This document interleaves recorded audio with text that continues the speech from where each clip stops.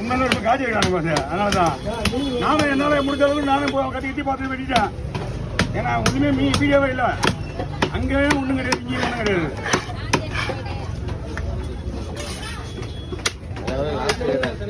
இருந்தா அவன் டைக்கணும் மேடம்.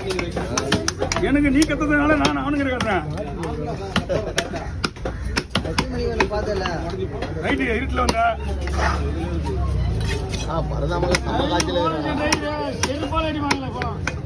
போவா நீ வர மீன் வெட்டுறது ஏமா சனிக்காம சொல்லி தெரியாத போல